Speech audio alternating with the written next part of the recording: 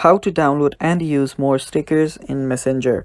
Hello guys, this is Atticus and welcome back to another tutorial video.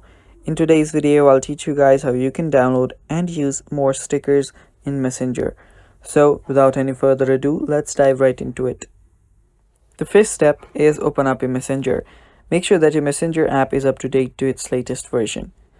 After you do that, head over to any chat where you want to download or use more stickers. After you're there, simply go to the text bar and there you should find an emoji section or the stickers section. Tap on it and here you should head over to the sticker section, that is this one right here, the third one. Tap on it and there you will see open sticker store. So tap on open sticker store and now from here you can download stickers.